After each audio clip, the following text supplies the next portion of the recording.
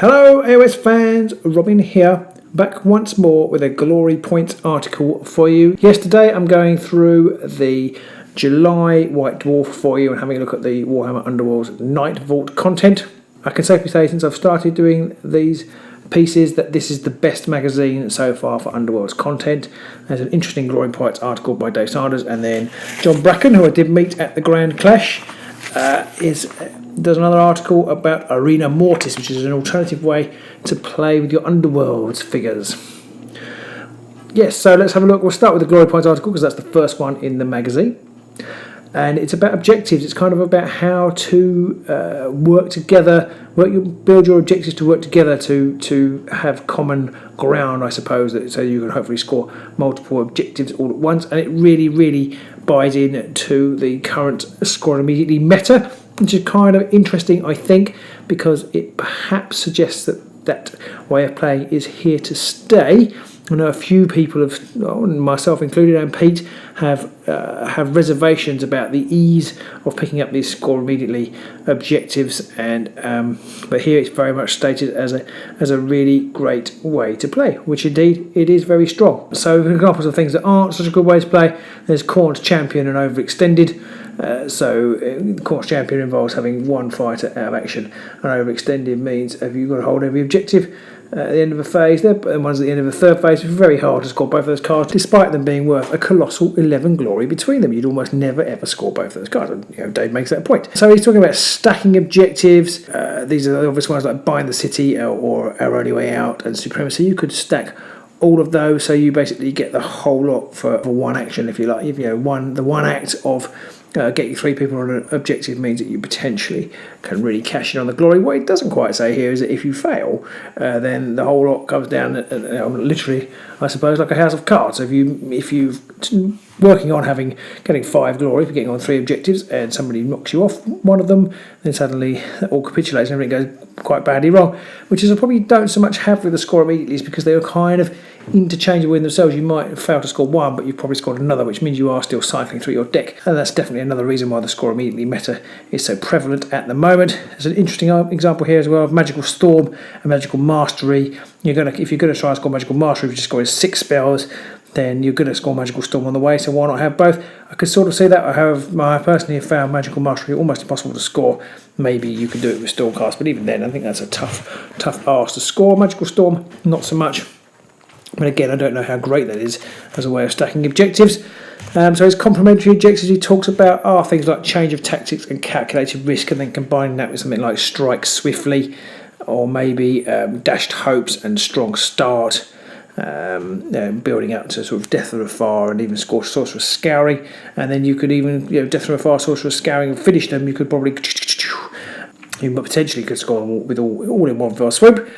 But I don't know how easy that is to do. Finish them is only one damage characteristic. By the time your guys are inspired, most of the spell slingers are doing 2 damage. I don't know how easy that is to do. You've got to take somebody out with the damage characteristic of 1, but it's certainly possible for shooters with Death Through Afar and finish them. That's more likely. Obviously, you wouldn't score Sorcerer Scouring there, but you might put in something like Headshot, which is a good combination. I mean, all these combinations. You look at any of the decks that are up on Underworlds DB at the moment, and they're all packing these kind of combinations. I don't know how often you see Dashed Hopes. Dashed Hopes is mentioned in here. I don't know how many of Thauri's guards take strike swiftly. I imagine quite a few do. And then he talks about you could chain all of those ones I've kind of mentioned into Annihilation at the end. Almost nobody carries Annihilation, although I have been tempted. Probably a good job I didn't. Annihilation, because there's so many good attacks and multiple dice roll attacks out there now that Annihilation is becoming more possible than it used to be. Moving on, there are some kind of ideas around the different types of way to play. So aggressive flicks, objectives and control. There's some different ideas about what you might want to put together. So aggressive, you've got things like calculated risk and strong start, because you're going to be heading towards those. Advancing strike, because you're going to be moving into your opponent's area. And thin the ranks, if you've managed to kill 3 in an end phase, if there's 3 or more out of action. So again, and all sort of, they do work together. Again, I don't know how often you see thin their ranks as cards. You've got to score 3 or more enemy fighters. It's interesting if you're playing the Stormcaster, you might as well take Annihilation, which he does mention at the end. And then the flex decks are things like keep them guessing. Obviously, you being flexible, so you want to keep changing. Change of tactics as a good card. I think it's a good card for aggressive too in some ways. Part of Standard, Conquest, and cover ground. Gives you a bit more gives you some flexibility there. Objectives, all of things like Hard Objective 1, Tactical Supremacy 1 to 4, Supremacy, and Our Only Way Out. It's interesting there are only 4 there. All the others have 5 things. So Control has 5, Alone in the Darkness, Get Thee Hence, Denial, Patient Commander, and Loner. Get Thee Hence is interesting. I never really imagined it as a control card, but I suppose it is because it's basically getting extra movement. I'm using for using knockback stuff and keeping people away from you. Is an interesting one. Patient Commander, another interesting one. I'm not sure about these. Dave does talk about Aggressive Commander and Patient Commander being ones that you might take. You wouldn't take them together, obviously, because you couldn't score them both. I would be very reluctant to take either of these cards in any sort of deck, just purely because they rely entirely on luck. I mean, if you win the dice roll each time, then you can score them. But if you don't, then it's obviously going to be tricky. But it's interesting that the Objectives one only has 4, and 2 of those are effectively the same card, Supremacy and Our Only Way Out. And I think that perhaps suggests that the objective meta, if you like, is lagging behind, something Pete and I have discussed a lot, and I do really feel it. I don't feel there's much opportunity for your objective grabbers out there. I mean, I know people have played them, and obviously you get keys, which do generate a lot of glory, but I kind of feel like keys are almost tomes are like keys played on easy nowadays, perhaps. So I'm not sure that, I think this article does kind of highlight the weakness of the objective game at the moment, which is interesting. So but there's a few kind of set things cards you might consider taking if you're flexing, and then finally it ends with what he calls pit traps, which is the contradictory ones like Aggressive Commander and Patient Commander. Similarly, Supremacy and an aggressive deck. And he talks about keep chopping being at odds with things like Supremacy as well. So yeah, these kind of fairly obvious things, I think. But that's the article, so that's quite interesting. Again, it's well documented that I didn't do that great at the Grand Clash, and maybe I'm not in a position to comment. I kind of feel like this is a little bit like teaching Grandma to suck eggs. I do feel Dave is in a difficult position with these articles because there's only so much one can talk about the game. So much of it is about in the moment, in the game, playing and reacting to the situation, and it's hard to put, I think, that into words. It's not that difficult to talk about specific examples in the game when you're playing when somebody does a good move, but it's quite hard to write a interesting and informative article that kind of informs about alternative ways of playing in game plays, if you like, whereas talking about the cards is a little bit easier. And of course in this magazine is trying to appeal to people who play all the time and people who are maybe thinking of playing, and so you're kind of looking at it that way. So if you're a beginner, this is quite an interesting way, I imagine, of leading you towards some deck building ideas. The Score Immediately meta is fairly new, I think, as all of the cards have come out, and Dave outlines it here pretty succinctly and gives you a great place to start off. And so there you go. But of more interest to me, I think, and a reason to pick up this magazine itself if you want to play Underworlds, and that's this Arena Mortis. Now, I don't know how often I'm going to get to play this because it's for 3 to 6 players, and there's only normally one Pete or I in the garage. However, we do end up meeting up with some people, or perhaps having extras in the garage like we did Simon the other day. Maybe we will think about playing the Arena Mortis. It's basically you choose your one fighter, stick him on the one board with an objective in the middle, and you all fight over it basically, and you play 3 rounds, and whoever's got the most glory at the end is the winner. But there's a few other interesting there's lots of other interesting bits about this game. I think it's really fun. I'd really like to try it. I said this in our live stream. I actually think this game would be a really interesting idea to play with the kids because it's much more simple. I think you could quickly build 3 or 4 decks if you had all the cards. I mean, you could quickly build 3 or 4 decks that would work in the game. Choose a handful of fighters and away you go. And of course, the first thing you think of, well, it's one-on-one. Why doesn't everybody take Moloch? Well, that's a very good question, and they come up with quite a neat way around it. And I will say at this point that John from Can You Roll a Crit wrote a very interesting article that's very informative about how you might play this, and includes some cards that he would ban, which, having now read both, I think he is probably bang on the money there.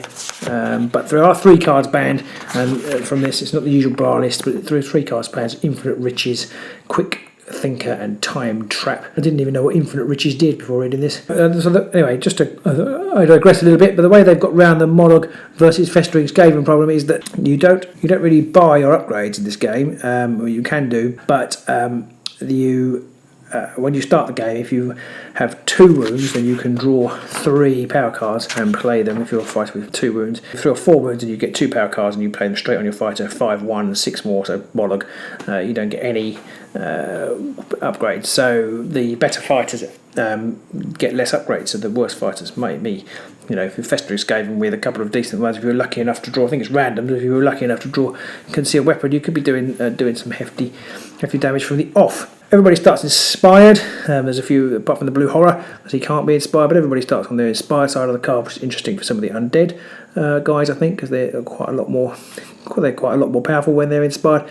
And basically you fight, and when you die, you're taken off the board, obviously, and your opponent gets a glory, but then when it's your turn again, you come straight back on and you get another upgrade. So the more you die, the better your fighter gets, and the more potentially you can do. And there's no objective deck. There are basically just 10 more gambits and 10 more upgrades. Same rules apply. You have to have 50-50, but you have to have at least 10 upgrades. So you do have decks to play from, but you play them in a different way. There's no objective deck at all, so you're not fighting for objectives. You're literally fighting over this one thing in the middle, which gives more glory if you're sitting on it as the game goes on. And it introduces an initiative phase where there's basically randomly assigned initiatives. And so you don't know on each given turn who's going to be going first. You reveal it at the time, which is quite nice. You don't know who's going to go. You may play gambits either before or after you've activated your fighter, but not both, but you can play reactions at any time.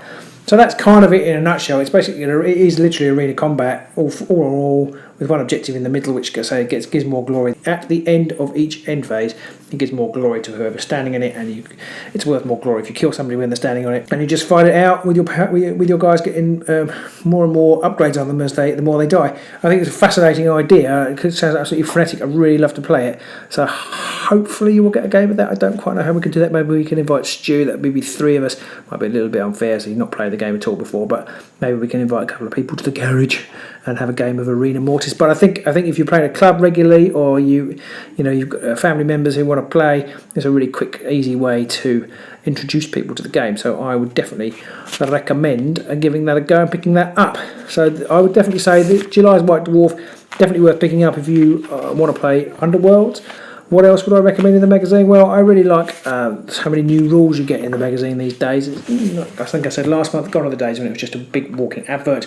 There's part 2 of the Blackstone Fortress campaign, also by John Bracken, the extra adventure with the Amble. It's part 2, so I've got part 1 last year. Maybe we'll get to play that in our BSF content. You never know. There's demons in Kill Team, which is again interesting. We haven't played Kill Team. But there are demons in Kill Team, and the rules for Inquisitor Eisenhorn, which is an absolutely fab model. I don't think I've actually noticed that model before, so not being a big 40k person, but that's quite interesting too. And so yeah, I think that's really interesting. I will observe that there's very little Warcry in it. Everybody's kind of poised for Warcry at the moment, but I don't think I've seen any Warcry, probably because this comes out just before the pre-order, so perhaps that's why, I'm not sure. But anyway, there is no Warcry that I've seen, and there's lots of interviews. Jervis is in there with his usual column, and there's an interview with one of the law writers and things, and loads of stuff as usual. So yeah, I think it's a really good issue, probably the best one since we started doing these, not just for Nightfall content. I think the actual magazine is really good this month, so do check that out. So that's this month's Glory Points article. I hope you found it useful. So I hope it wasn't too burbly. I'm trying to squeeze this into my schedule, and before I get time to edit it, before the magazine actually comes out. We got this from our subscription, which we paid for by our beautiful Patreon supporters. If you do want to come and join us on Patreon, we'd love to have you over there. It's great over there. We have more and more followers all the time, and we have good fun over there. And so we met up with some of the Grand Clash, and that was really nice. So if you do want to come and join the Patreon family, then please do. If not, just carry on following us on YouTube. We love to hear from you. Drop us a comment or whatever, and we will try and do our best to answer it, and we'll see you soon when we're probably going to play Warcry. Probably the next thing we play, who knows. Until then, bye!